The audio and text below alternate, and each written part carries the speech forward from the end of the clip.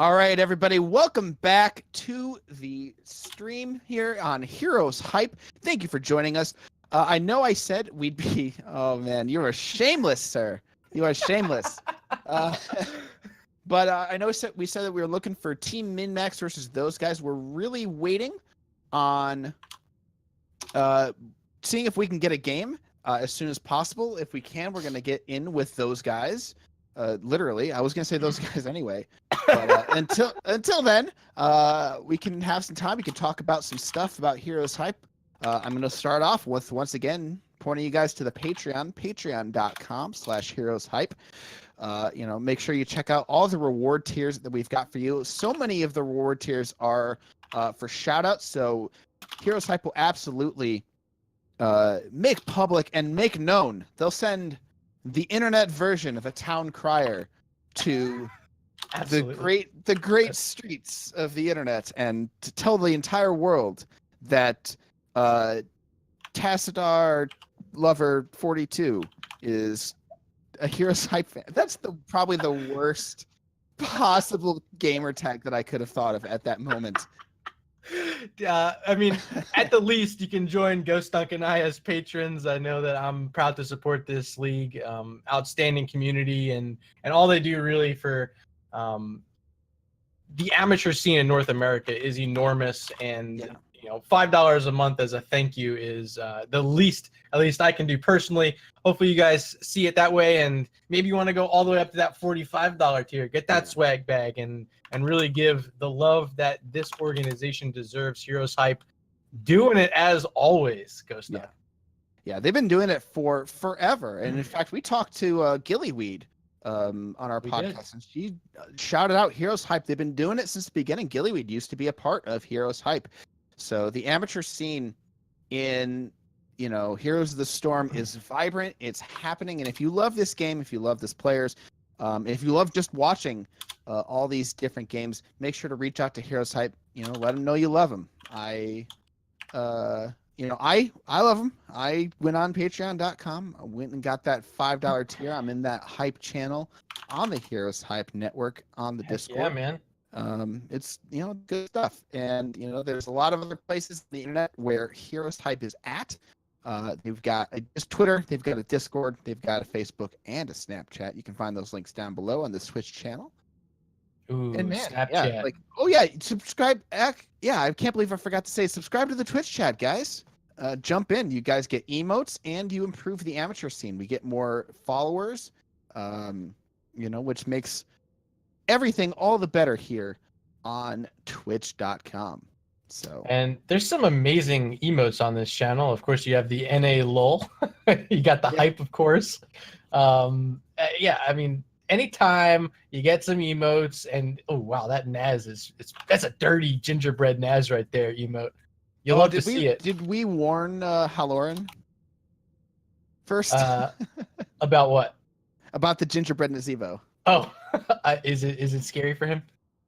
You are required to give Halloran. Yeah, all he's asking for, I shouldn't say required. All he's asking for is a warning. Okay. All right. So when it used to be the old draft screen, when you could see your skin in the portrait, and big like Nazeebo in your face, I was always like, wow! Way too zoomed in. It was it was definitely scary. Big old and cookie. You wouldn't think that a gingerbread man would be very scary, but that is definitely not something I would want to walk up next to. Yeah, I would not like to see him sitting in my hall, which, by the way, I did. So there's this guy named KO. I'm sure many of you remember. I used to watch his stream all the time. Umayo Ashiniru is going to Game 3 and just got done. The Min-Max, Team Min-Max is also done. So it looks like we are going... I'm not sure where we're going, but it's exciting because I think it's going to happen soon, whatever we're doing. But back to the story. So there's a streamer named KO, and I'm a big fan of his, and I got to know him well. I hung out with him at BlizzCon. It was a lot of fun.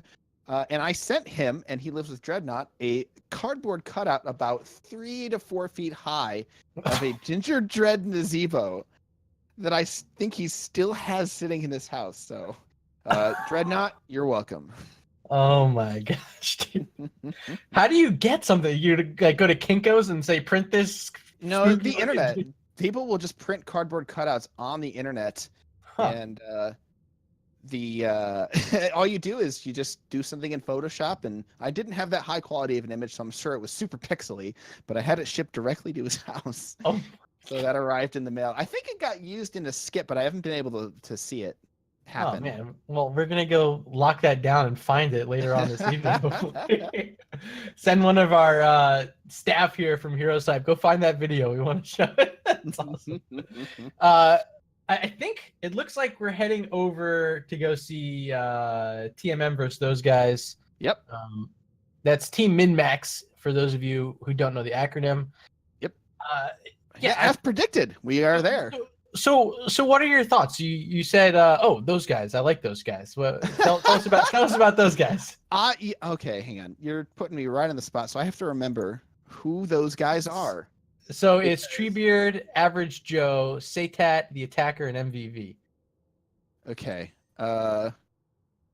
You know what? I don't know any of these guys. Treebeard, I think I know. Treebeard is strong. Team MinMax, though, I think is this Remnants or is this just the Glow Gang under a different name? I'm not sure, but we've got Taliant, LZ Gamer, VFDG, Glowgan, and Sunshine, all very formidable players against those guys. So just on name recognition alone, I would say Team MinMax, but I have not seen those guys play, and those guys could all be very, they could be huge players. So I'm very excited to see how this game plays out.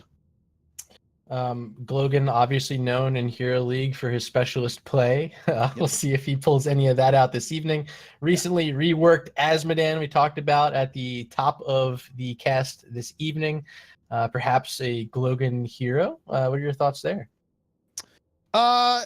Glogan has been known to occasionally throw fun Glogan stuff into Open Division, but it's really just not the same. Glogan is just a strong player.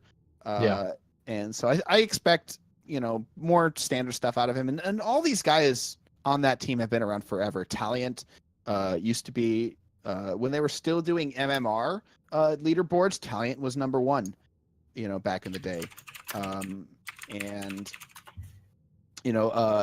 VFDG has been around for forever. LZ Gamer has been around for forever, even on a lot of pro teams. So a lot of experience coming out from here.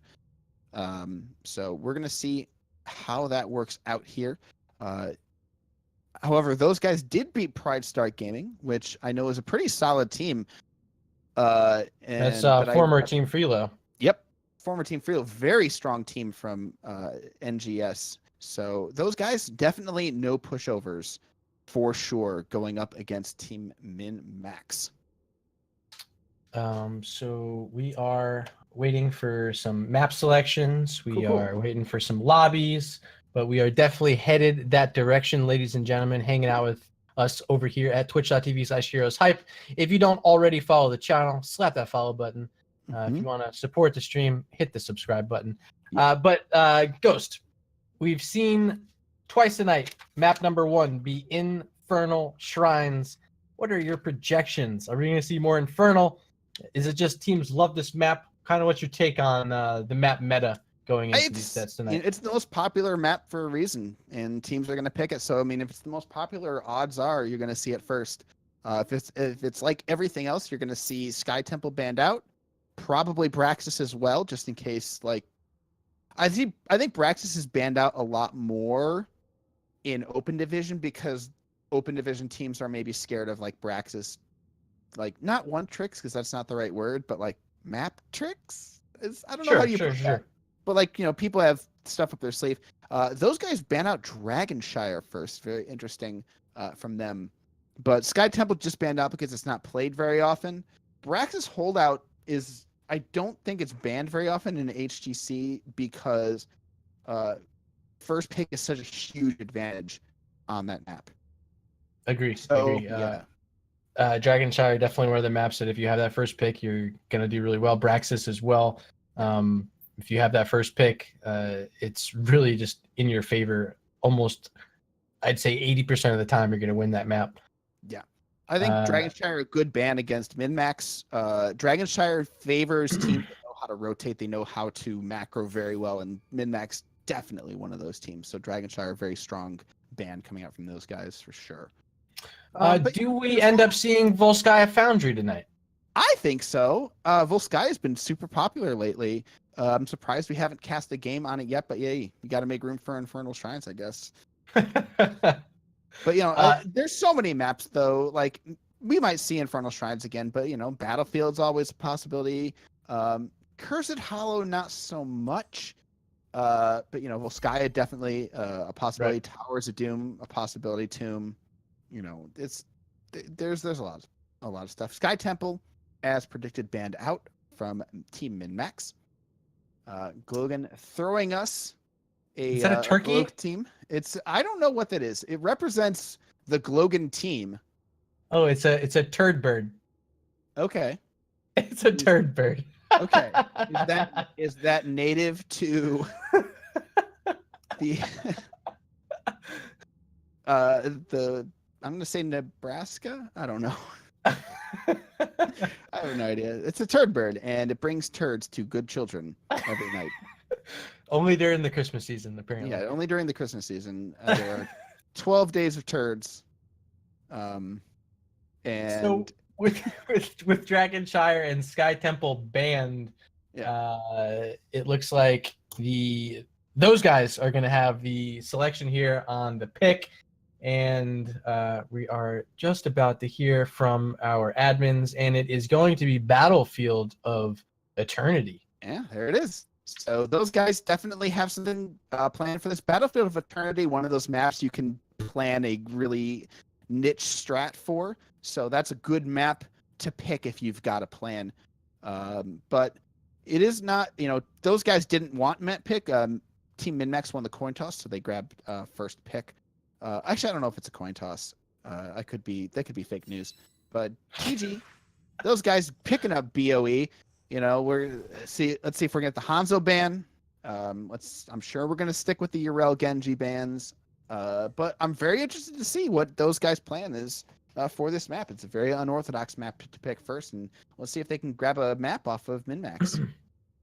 So lobby is getting hopped into. We have most of the members here. ghostDunk and myself are now joined in. So Battlefield of Eternity, a 2-lane map, which it seems the meta has been moving off of more recently. We talked a bit about this on our podcast Nexus Now. Yeah. Shout out to go check us out over on your favorite podcast channel. But it's the 2-lane maps that are starting to fall out of favor with a lot of these teams. Yeah, 2-lane maps can be rough because they don't offer you a lot of chance of comeback. You basically have to brawl, and you often have to make decisions to fight a level down or a talent tier down, especially around the 13 talent tier, because there's just so little options to you in soaking.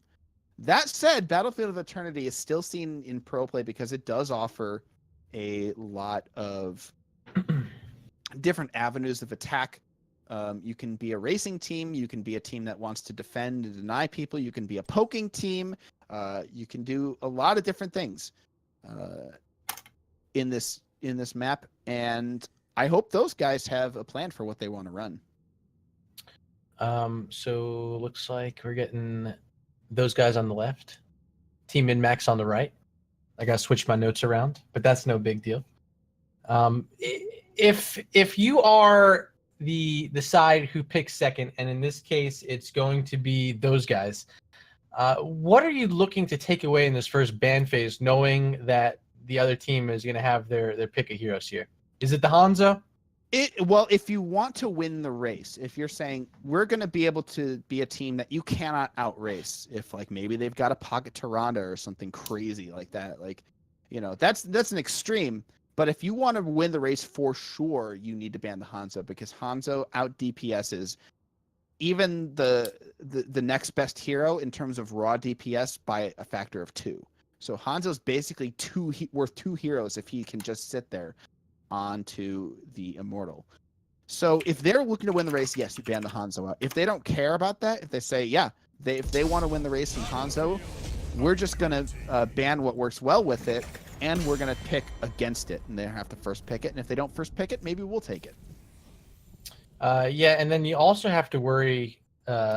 We've seen how dangerous he can be already tonight. The Rainer, because at level 1, if he picks up that Exterminator, it is a sneaky amount of damage that he can get onto these Immortals. I don't think Rainer gets through. At the very least, because those guys have the last ban. They're gonna if Rainer makes it through to the last ban, I don't think they let Min-Max have it.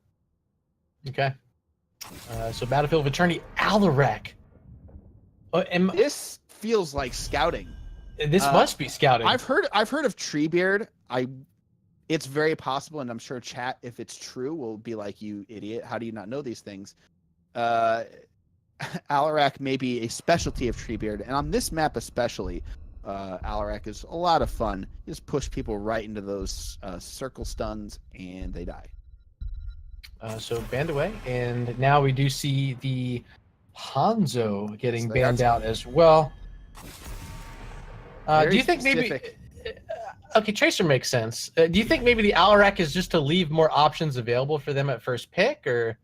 I think Alarak is a target ban. It has It's to just absolutely target ban. Okay. I cannot see why you would ban Alarak very first thing unless you are targeting a specific person on the team. Fair enough.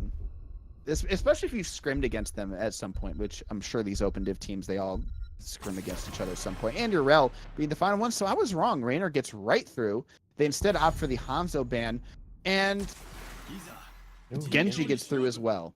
Alarak and Tracer being off bans, that definitely leaves a lot of high priority heroes on the table.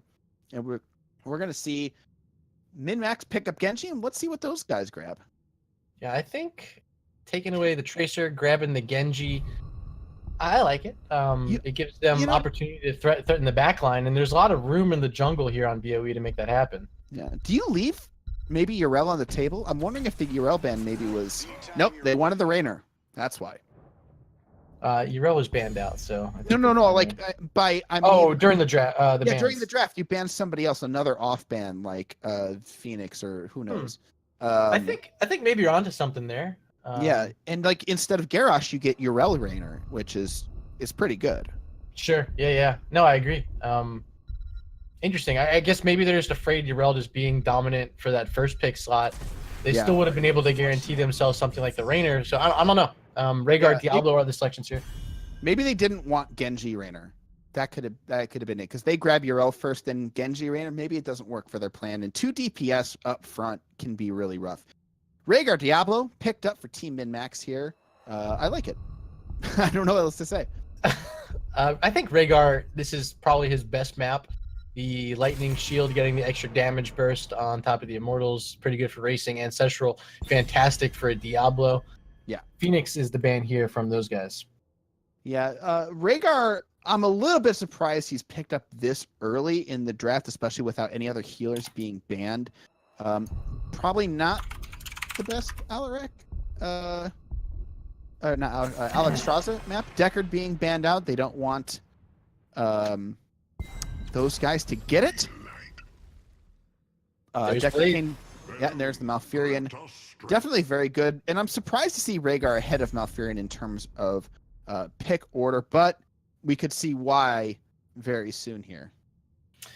Yeah, I'm actually curious too, because I maybe would have liked to have seen the Malfurion being paired up with Genji. I think it helps him a bit in his survivability.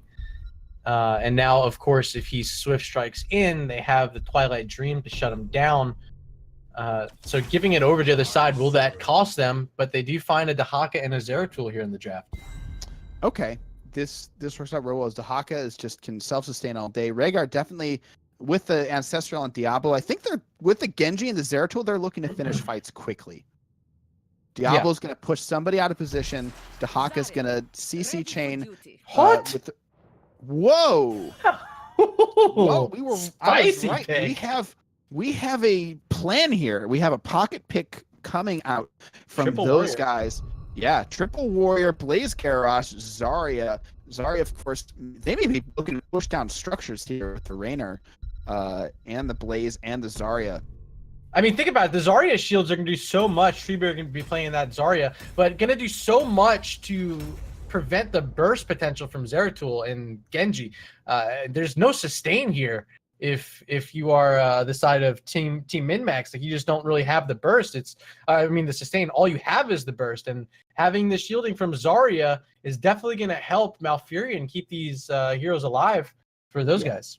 That's true. On the other hand, Team Min-Max, you've got Zeratul and Genji, two hyper-mobile heroes. If Danger Worm and VFDG just play lights out, you aren't going to be able to touch them, which leaves Dahaka, who has about 3 health bars, and Diablo, who is going to get ancestral by Rhaegar. So really, Rhaegar remains your only real target. We are here in game number 1 over on the blue side. It is those guys, and we have MVV playing the Blaze, and on the bottom side here we see Satat on the Garrosh, Average Joe on the Raynor, Treebeard playing the Zarya, and the attacker, the support player here, is on the Malfurion. And on the side of hell, we've got Team Min-Max with Danger Worm playing the Zeratul, Glogan on the Dahaka, LZ Gamer playing Diablo, Sunshine on the Rhaegar, and VFDG on the Genji. And they're going to start out mid and just fan out here as the game begins. Just looks like they're going to start top. A little bit of a reversal here of the gentleman's agreement that bottom lane is the 4-man. They're just waiting for something to happen, and it looks like they aren't waiting at all on bottom. Yeah, they're going to make something happen. Zarya's going to step up and do some Zarya cheese here, get some energy right away. They don't know where Team Min-Max is. Now they're rotating down. I think the real is here comes Diablo. Look at this charge in, gets a stun on Zarya, but it's going to be very tough, again, for them to get this damage. Ooh, I love this play from Genji. The sneaky well play.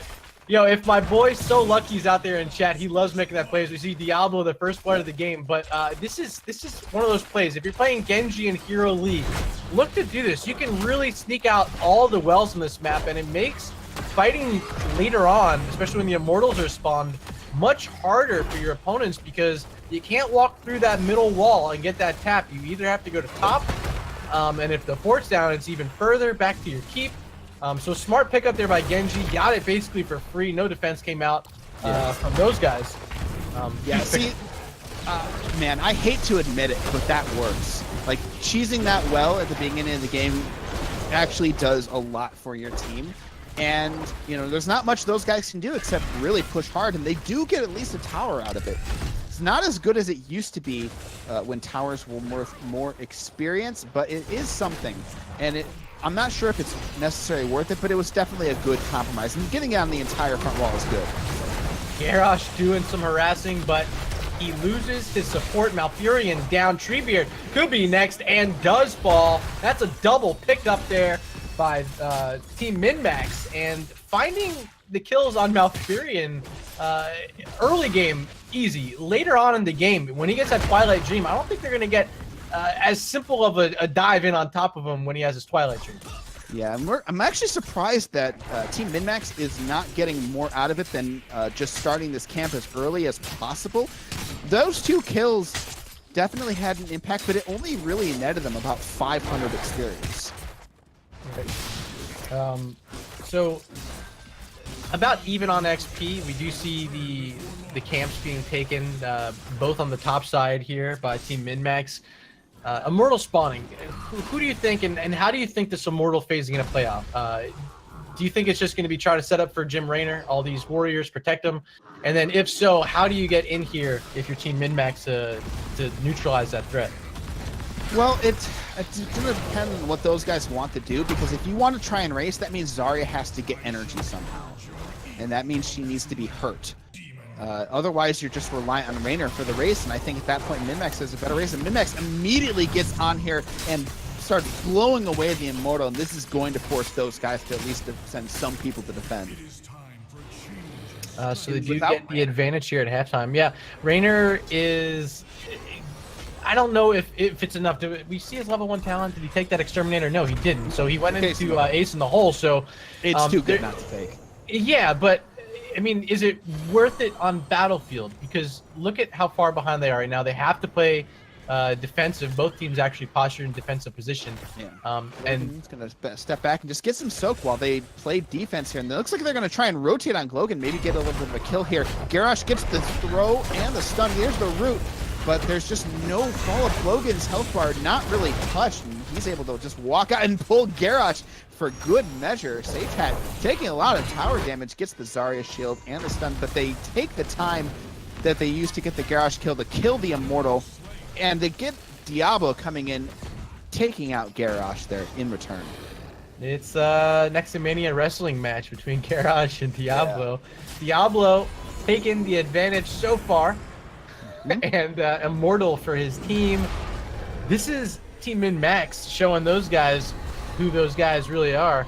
And yeah, that was a bit of a rough engage against the Dahaka. Dahaka was never in any real danger because they weren't really prepared to dive those towers. He just burrowed, and Raynor made it there real late. They just don't have burst on the side. Until we get Twilight Dream, there is almost no burst on the side of those guys. And even when they do get a target low, level 10s are going to be here soon enough, and you get that Ancestral, I mean, how do you kill a target, really? I don't know if it's really... Oh, wow. Great charge in there by Diablo, but now he's in a weird spot, flipping Raynor back, and here's the Haka brush stalking in, looking for a target. They find Raynor, and all the damage is now neutralized for those guys. And the fort's going to go down to Treebeard. He's not surviving. Yeah, Team Min-Max showing those guys how to do a proper tower dive. You've got your minions there. You've got an Immortal there. Glogan just goes back with an amazing flank onto Malfurion, and they find themselves a kill just completely surrounded by red health bars. This right here is why teams are not liking this map recently. They got the fort down. They keep wall is down. Only one of those towers surviving. Yeah. And we're only 5 minutes and 45 seconds into this game, Ghost. I mean, when you're losing that much structure, and remember, Genji sniped out that well too, so they're at a huge disadvantage now. Back 2 levels as of right now, but how do you get back in this game? They have to find a way to win an Immortal, and they need to get that soak. They're missing a good amount of soak top. I'm not sure how many of these minions Blaze is going to miss up here. Only going to miss like 1, I think, or maybe 2. Able to pick up that soak up there. Blaze does come up here on top. They do get that camp bottom, but yeah, it can be a very snowballing map. If you make too many mistakes early, you can come back. You can put yourself in a position where it's almost impossible to come back. And here's a big flank coming out here from Danger. The root goes down to try and heal, but the throw onto Raynor, Average Joe, taking a ton of damage. Not going to be long for this world. Gets a shield from Zarya. The movement speed's almost going to get him out, but the blink from Zeratul takes him out. Zeratul almost went down. BFDG taking a lot of damage. So those guys, no slouches in the damage department, but they're not able to find kills. Yeah, Treebeard actually saved the day there. That speed shield keeping him alive. But for a little bit. For a little bit. But he almost got the what is it called? Pulse cannon that he shoots out, or Shisu shoots out. Particle grenade. Sorry. Almost sniping the Zeratul because she had the full energy. It probably would have been enough. About 300 health left on that. You know. It was close, but ending up being another kill in favor of Team Min-Max. They now have level 10s. They are getting their Shaman camp. It's going to push out. The Immortals have spawned, and moving on top of it, Zeratul, Genji, Diablo, and Rhaegar are here. Dahaka making his way up as well. And this is going to be uncontested for now because level 10s still not online for those guys. Yeah, those guys trying to get level 10, hopefully by the time that the halftime phase is done here. There is a lot of experience, and they may be able to do it, but it's going to be rough. They're going to show up at the very last second. And I really think those guys' plan here with the Triple Warrior and the Zarya Feel the Heat is to simply win the race through Zarya and Raynor pressure. And I don't know that it's going to happen. They immediately got into this Immortal. The rotation is going to be too late. This Immortal going to be cleaned up very, very quickly here. And they're going to try and get a team fight in here despite losing us. There goes the Zarya. Oh, the Void Prison goes down. They're throwing people around. Sunshine taking a lot of damage. Nobody is getting hurt on the side of those guys. The bunker goes down, offering them some armor. The chase happens. They're trying to make it happen. Here comes Garrosh trying to get the throw. It's not on cooldown just yet. Trying to find somebody to throw. Finds the Genji, throws him out. He's protected, by the way. The Twilight Dream goes out. Genji is silenced. The Ancestral is in time, though. And they get out scot-free. That's what I'm talking about. Rhaegar has the Ancestral heal, and you can't burst him down fast enough. That Sunshine, he's going to have so much time to find his R button, find the target. That time it was Genji he was able to save. Enormous value out of Ancestral heal there, keeping Genji alive. They get this Immortal, it's pushing down. Another well's been destroyed, so that much harder for them. And the fort's definitely down, but they're looking for this fight in the backside. Expulsion Zone going to push back Glogan and company. LZ Gamer in that bush locked in, but this Immortal now going to be pushing with a pretty healthy health bar onto this top keep wall. Yeah, without Twilight Dream, it's a very difficult opportunity to find any kind of kills here. You do have Taunt. They're able to lock people down pretty well. Where, other than Raynor himself, where are the slows coming from to proc ace in the hole? Garrosh, I think. Garrosh, yeah. Blaze Oil, I guess? Yeah, Blaze Oil. Yeah, Oil Slick is basically what you have to work with here. But without the 10s online for those guys, they have a very weak this push. Chance. I think they saw it coming, but a big stun on Average Joe in the backline. Average Joe's all alone as everybody else in the boys' business. The bunker goes down. The Raynor is safe for now. Everybody stuck in one place by the bunker, and Zeratul gets killed. They're trapped in that corner. The Twilight Dream goes up, but I think it's interrupted. And then 2 members go down. The Twilight Dream doesn't happen. An amazing interrupt coming out from Team Min-Max. LZ Gamer gets the Ancestral, chasing Garrosh down. Those guys had a chance, but without Malfurion and Twilight Dream, nothing happens for those guys. Oh, Jet Propulsion, no mana, doesn't have anything. And Genji securing another kill. Staggered out. They're going to be able to steal away a camp, but not enough time to pressure this keep. It's still too early in the game. They do have that level 13 to level 11 advantage. Look at the kill count, 11-2 in favor of Team Min-Max. This camp is a little bit risky, especially with Genji backing off. I think they're going to get spooked out because Zarya's throwing those particle grenades in right now. And they do back out. They're going to be able to take this for themselves, or those guys. But they got to find some XP. They're back those 2 levels. And this is what I was talking about. Like, Battlefield is one of those maps where if you lose too much, you're at this position where you still have your keeps and you're very close to 13, and 13's a weak talent here, so you can try and fight down this talent here, which is what I think those guys are going to do. And you look at 11 to 12, they're only 1 level down. It's not too bad for them. Not too bad. They're going to try to find some of it up top with Blaze. Remember, this was the map selection of those guys, so this is where they wanted to bring this team. You'd expect that the Zarya strat was what they were planning the whole time.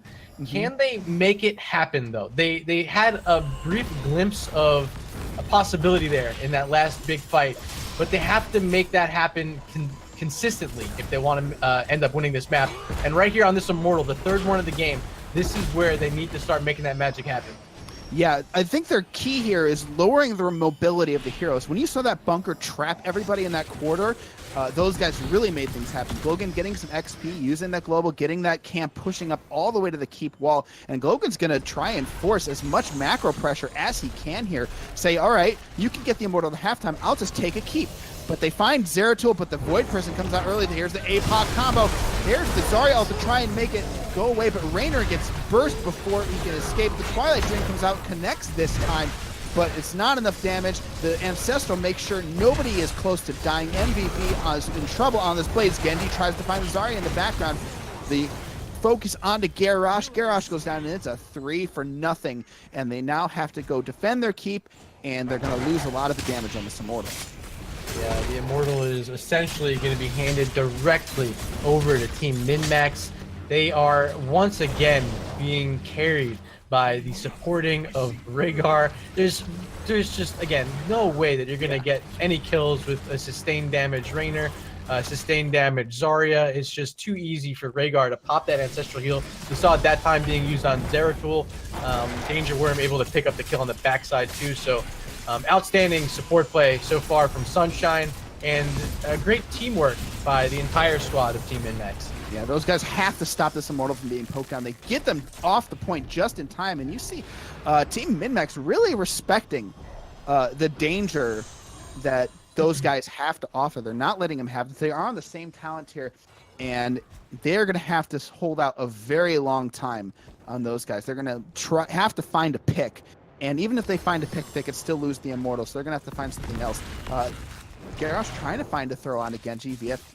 DG backs out just in time. Zeratul just getting more experience, and those guys are in trouble because Team MinMax can just sit here and wait and soak out 16. Yeah, they're double soaking. Zeratul top, Dahaka bottom, and they're gonna have plenty of time to make their way back in here with the level 16 talent advantage.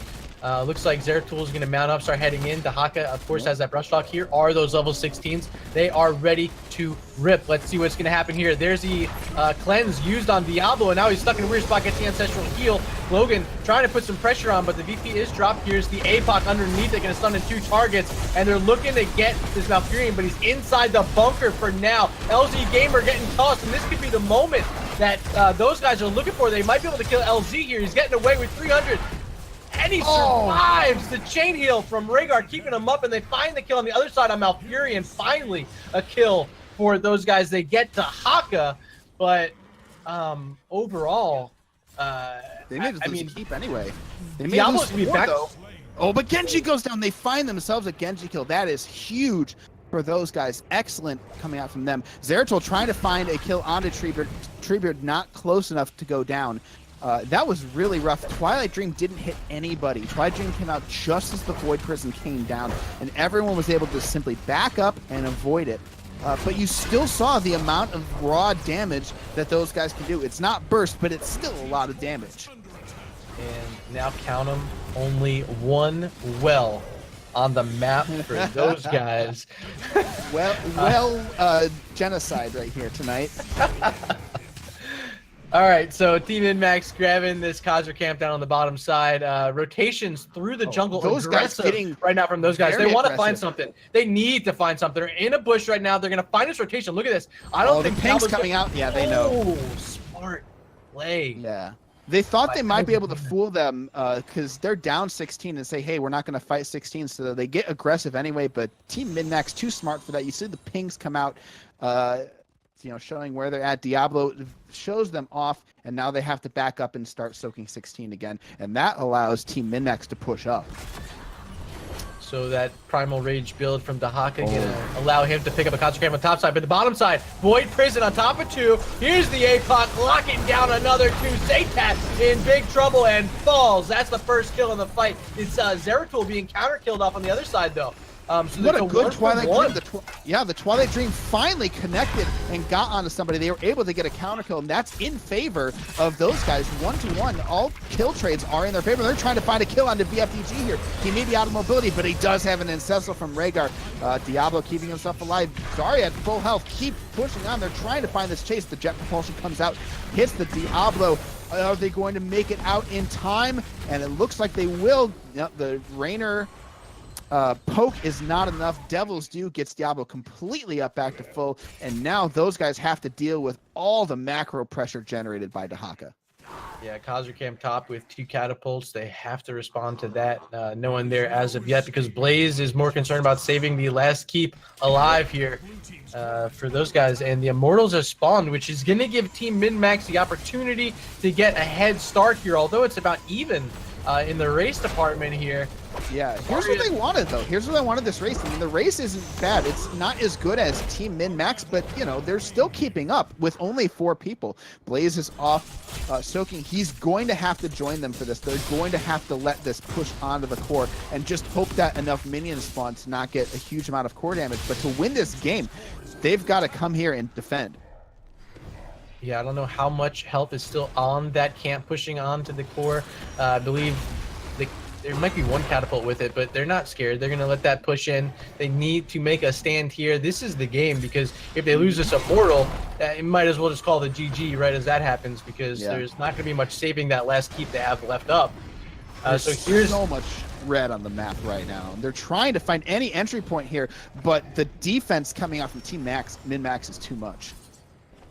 Yeah, they're just going to sit back. They have a Shaman camp they can grab. Looks like they might want to work on that, but it could be a mistake. as Team MinMax is marching forward on this. Blaze left to go clear, so now they know they have an advantage here in this fight, 4v5, if they want to take it. Danger Worm was up front, and he's going to back up to safety. The Shaman camp is grabbed there by Zarya. They're going to start pushing that down the bottom lane to help counter push against the waves that are attacking them.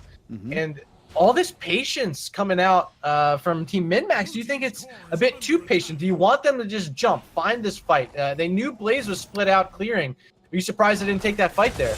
I'm not too surprised because I think they're trying to just make sure they win this game. They're not underestimating those guys at all. And Blaze is super close to the other Immortal. You saw he was able to make that rotation very quickly. But here they come now. Garrosh caught all alone, but he's able to get out. Yes, he's indomitable to getting unstoppable. But there's a flip and push onto Blaze. Has to pop the bunker. Here's the Void Person. Here comes the combo. It connects. There's a big drag under Zarya. Go ahead. Find Zarya and the isolation on her as well, so Genji's gonna get to work with an extract, hitting 4, but instantly Twilight Dream, the attacker, making their turnaround. It's a 2 for nothing, and those guys might have just marched their way back into this game. They're gonna get this Immortal after that double kill, and you can count it all on the attacker landing that huge Twilight Dream on Genji during his X strike. Blaze gonna clear up the catapults, and this could be the first forts of the game that those guys are able to take away from Team MinMax, ghostDunk. Yeah. What do you like about that? What I like about that is the evolution of the attacker in this game. You saw him use Twilight Dream ASAP. It gets stunned out. It gets Void Prisoned out. This time, Genji goes in for the X strike. The attacker holds onto that R button, and as soon as Genji appears, Twilight Dream, that's a dead Genji. Yep. Dead fort. You can count that as another dead thing. Might be a dead Diablo. Gets cleansed there by Rhaegar, but locked in. Expulsion zone as well. LZ Gamer is down. This is huge. Zarya, full energy. Glogan split. He's got that Primal Rage. Let me check his stacks for you right now. He's sitting at 60 Essence, so he's ripping through. Dahaka's gonna get that fort, or the keep rather, but they might give up a keep of their own here on the top side. This Immortal is pushing Diablo back up. No souls available. Yeah, classic Glogan play, sitting there split pushing by himself. Report Glogan, please. But really, though, that's actually a great play. It ensures that those guys cannot win the game, no matter how hard this Immortal pushes, because they will have to eventually go back and defend their core, unless those guys can get a pick here, which is very possible. But here is the Void Prison out. APOC combo does not happen. They're holding it for now. Immortal, they're focusing the Immortal instead, and that's a huge Zeratul Q on there. There's the expulsion coming out from Zarya. There's the APOC coming out. Satek getting very low. Down they go. Average Joe being taken out. The resets coming out from Genji. Everybody is dead, but the core is going down. They get the core down to 52%. They tried focusing the core, but Genji too good at killing things. Very close call there. Very calculated by those guys. They almost made it happen. They were 50% there, but too many people got too hurt too quickly. Yeah, dude, they wanted to sit the Zarya on the core and just let her rip through it with the full energy. Yeah, but it wasn't enough. They didn't get the kills after that Twilight Dream, and once the silence expired, GG. Team MinMax going up 1-0 here in this setup against those guys. A valiant effort at the end from the losing team here in this game. Almost made the turnaround, but it ends up being the victory for Team MinMax. GG on Battlefield of Eternity. Yeah, excellently played there. It was a fantastic game, down to the wire.